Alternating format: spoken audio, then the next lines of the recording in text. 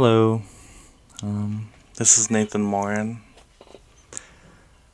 and I am making some art in Gimp. I know I'm pretty absent-minded in how I talk and stuff like that. A lot of that comes from I don't normally talk as I do things. I tend to just kind of think as I do them, and then from there, I don't put too much emphasis in how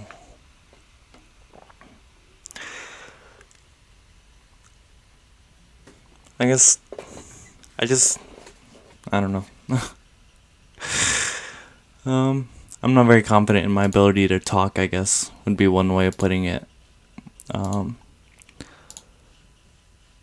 so I've always been a quiet person, and based on that, it's really hard for me to be able to express my thoughts as I do something in the first place. I was never the loudest person in a class. I was never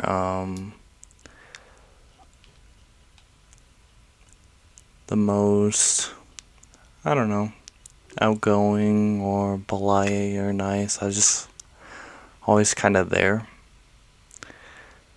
Never putting too much thought into my actions and the people I hung out with and the things I did.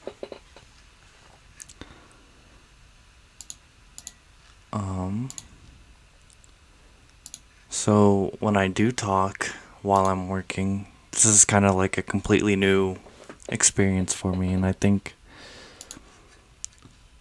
it really helps me take my mind off of the work itself, as the emphasis shifts from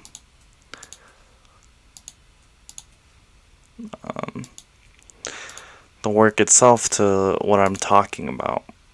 And through that, it's kind of like I'm creating my work more subconsciously than consciously. I'm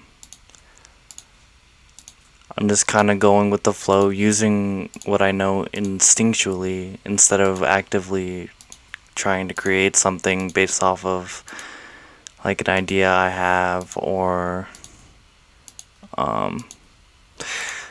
something I thought of beforehand. All I really think about is like the only thing I'm really thought about so far is like what my original background color was. I'm not thinking too much about the colors that I'm picking. I'm really thinking more about how I can use those to create something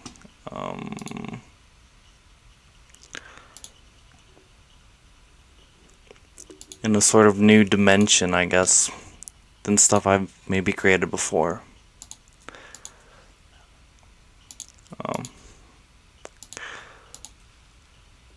And then maybe I can flip that on its head by doing something that, I don't know, just maybe someone's never seen before. Maybe someone will see this and they'll like it, and that'll inspire them to do something they've never done before. I have no clue. I can't imagine someone seeing this in the first place, which would be cool in and of itself. But yeah. So as I'm making this, I'm actually listening to Party Boy 69. Amazing name, I know. And I'm listening to his Hard and Fast G House mix, which is really interesting because I don't really normally listen into house techno and stuff like that.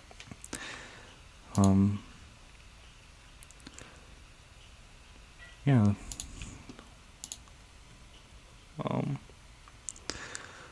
Let's see.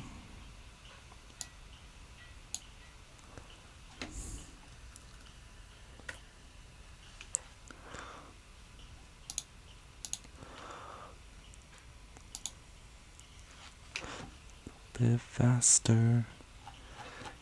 A little bit faster.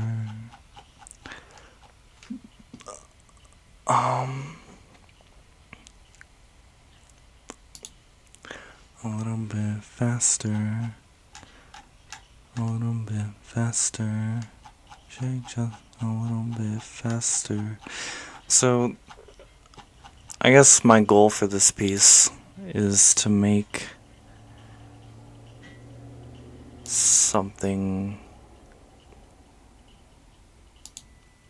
Oh, whoa. That is not what I wanted. Go with this.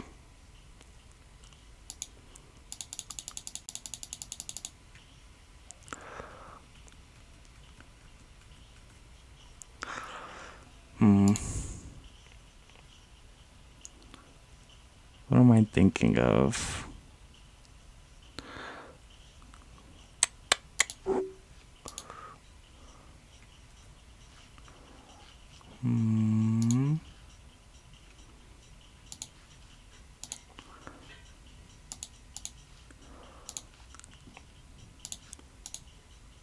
That'll do.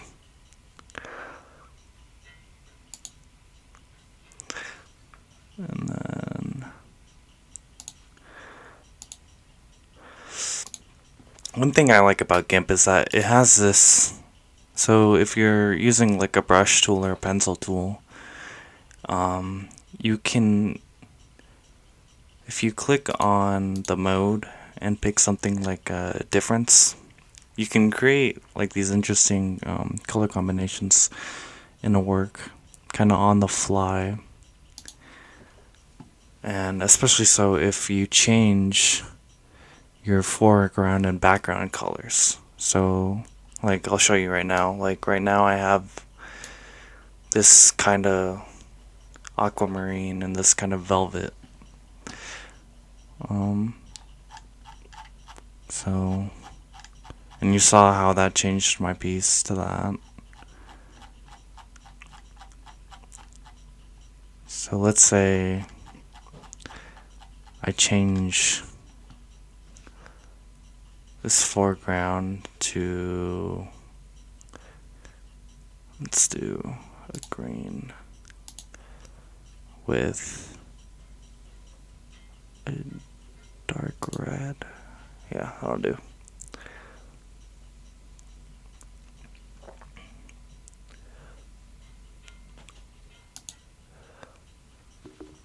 It completely changes the color profile.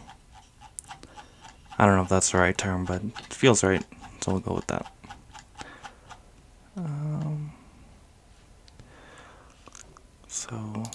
But I want something a little different. So I'll go with complementary colors, and we get that.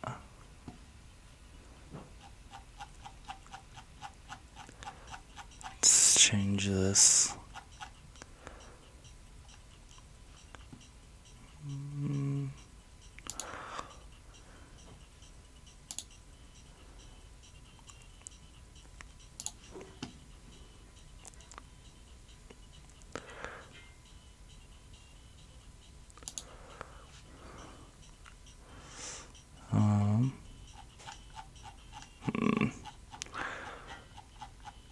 Getting a little too monocolor,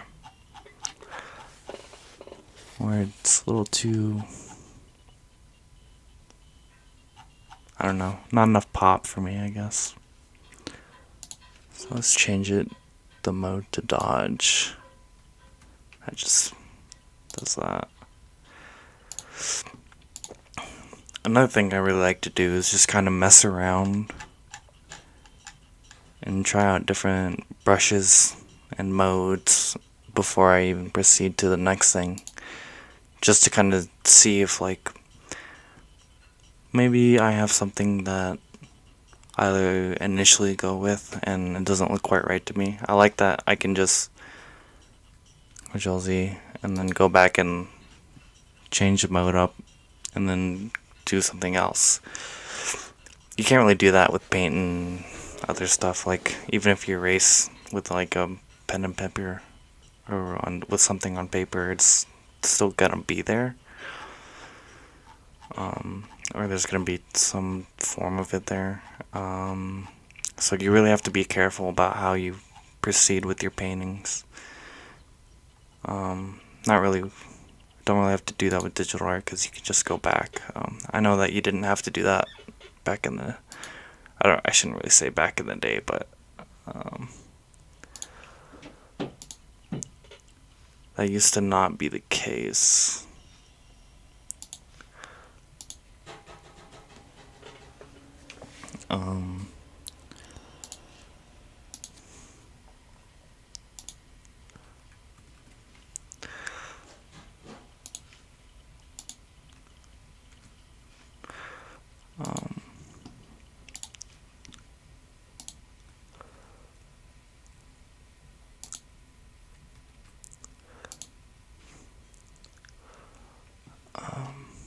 Alright. So now I'm gonna do something a little different. Oh. What happened?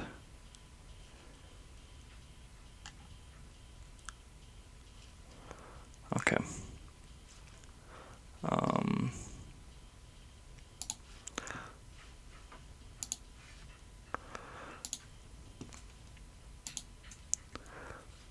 Just to kind of bring a little more color back into it, so it doesn't get like as stale, I guess.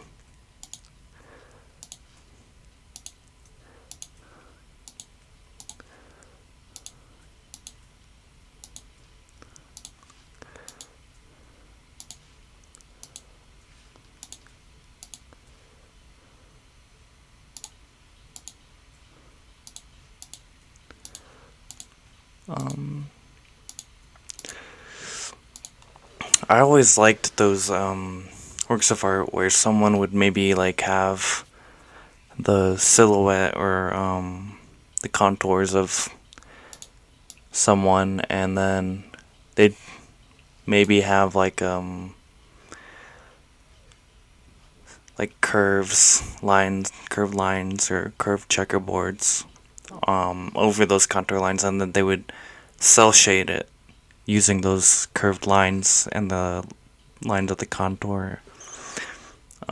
That's kind of what this kind of reminds me of, is how these lines kind of interact with each other and how the colors kind of change as you go from one set of circles to the next. I think that's really cool.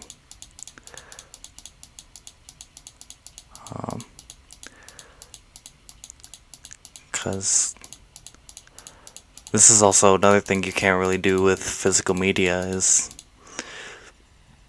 because it would just get so time consuming and complicated. It wouldn't be worth it. So I think this is kind of an interesting workaround. Or, I don't know if you'd call it a workaround.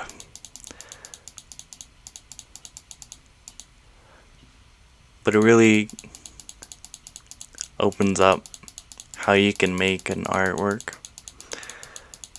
based off of just like a few simple tools and a few simple shapes, and you can create something with so much diversity in color and form, I guess. And not really form, but I guess composition, maybe. That's something I really like.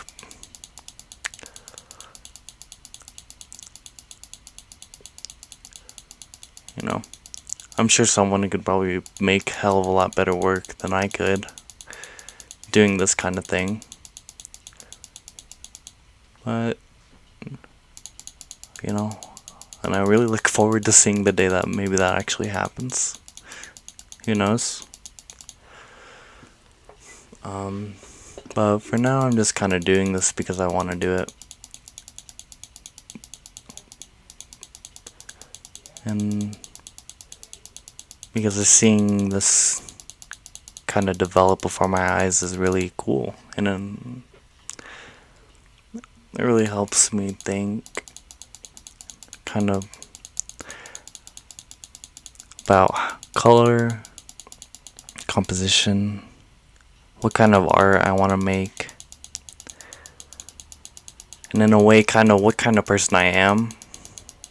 Because, I mean, I don't think a lot of people make videos of them just kind of clicking away on image software like this. Making art that, I mean, I don't really plan on selling. I don't see how I could market or sell this anyways.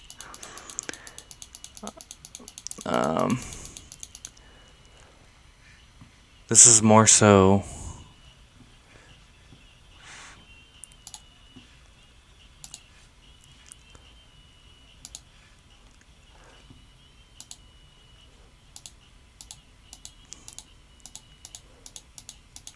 because, I mean,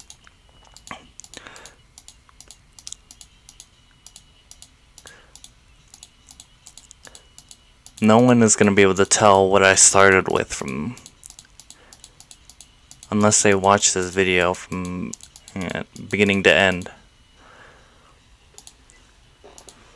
But as I was saying in a previous video, you don't really get a sense of, I guess, the person at the end of their work. You don't get a sense of who a person is from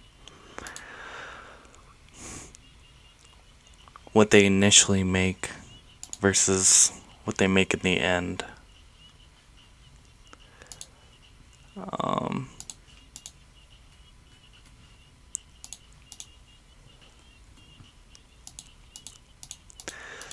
It really just depends on the artists themselves.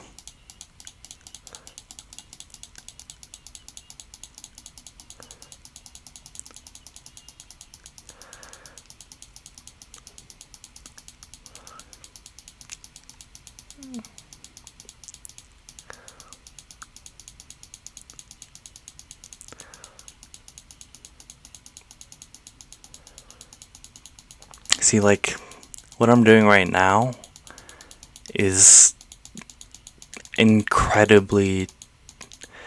You can never imagine someone doing this in like 30 years ago, even. Like, look at this. It's like, I don't know.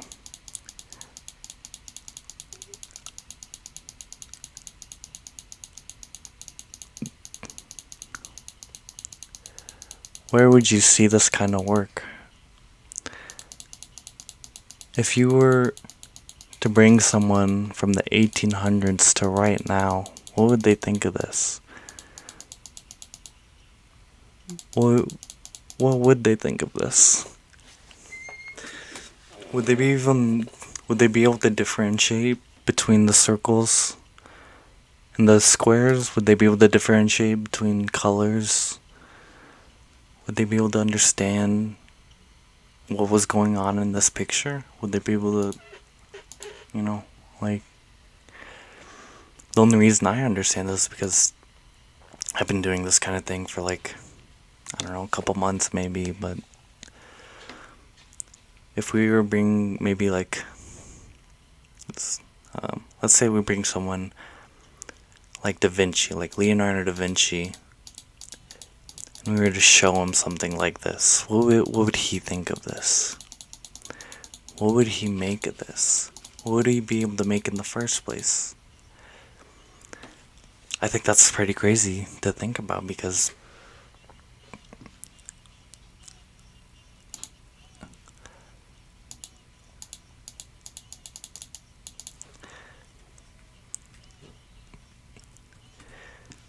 if he did come,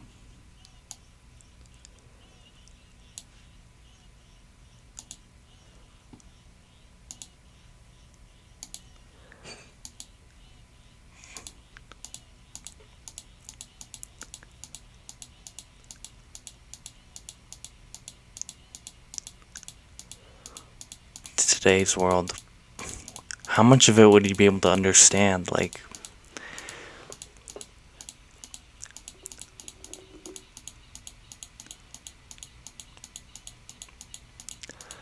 that's always something that has interested me, is like, we can think about what it would be like to go to alternate times, but what would it be like to bring someone from those alternate times to today? That's something I think, I don't know how many people have seen this, but Bill and Ted's Awesome Adventure, that's something they kind of touch on, which you see in like the mall scene where they have all these different people from history coming to today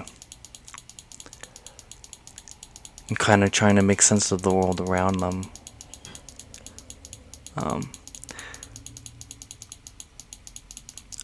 So I think that's such an important thing to ask ourselves as we progress further and further and further into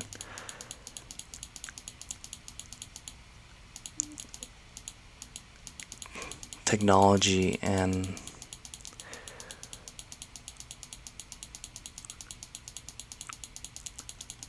we begin to look at how we make art and how art has progressed, and we think about the leaps and bounds we've seen from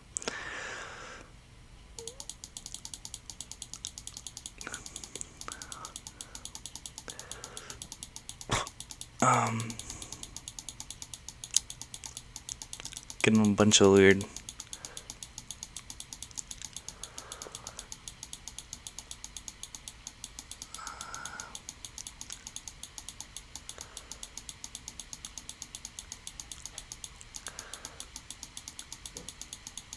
I don't know. It's a good thought experiment, at least.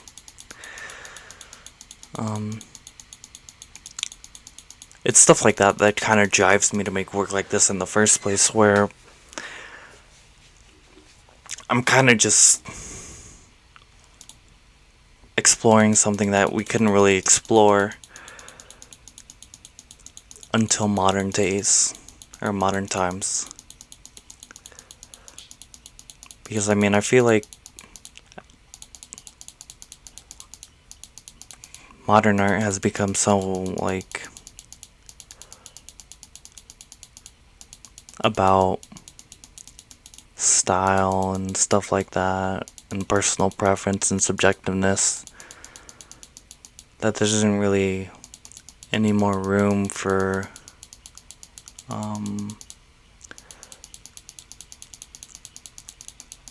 making work that really speaks to the soul anymore. I don't know. I don't think that's quite right, but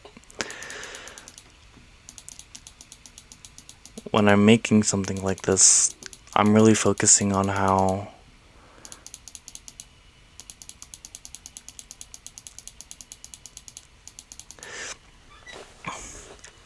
what I'm making couldn't be made 30 years ago. Like, they couldn't make this.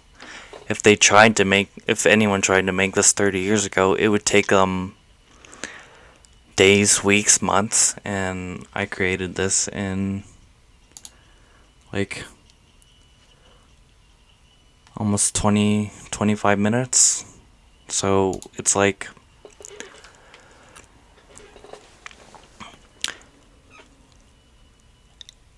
am I really sacrificing speed or am I really sacrificing anything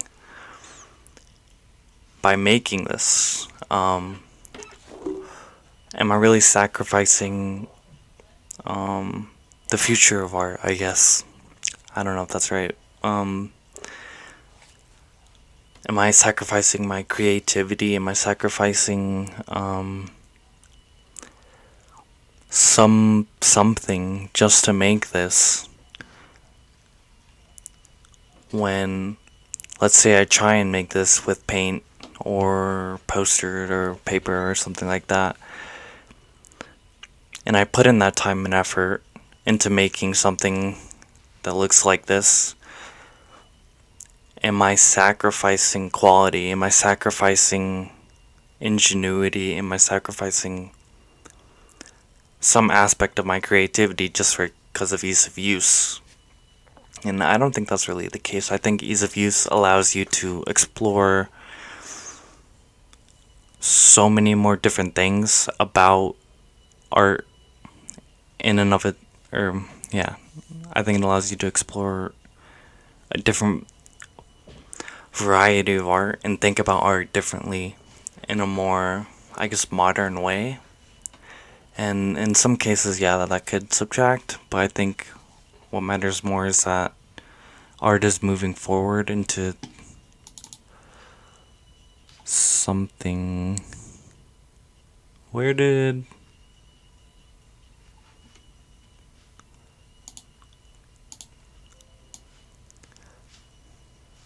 I close the window?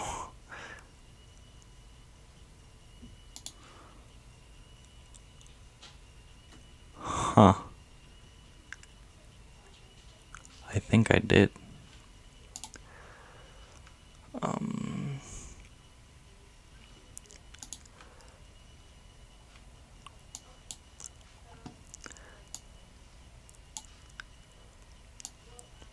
Whoops. But yeah, like,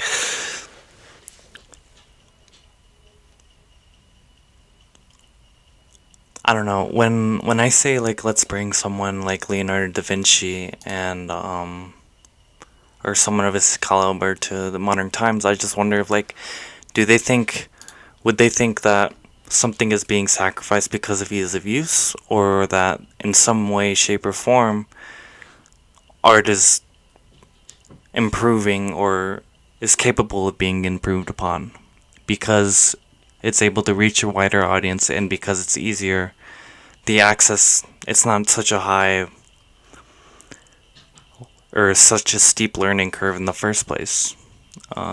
Obviously, practice, experience, all those things are going to come into play if you want to be successful at art and, like, maybe turn it into a business or something like that. But I mean, if you're just wanting to learn and, like, kind of develop new ideas about it, I don't think it matters so much how easy something is to use, as long as you enjoy using it and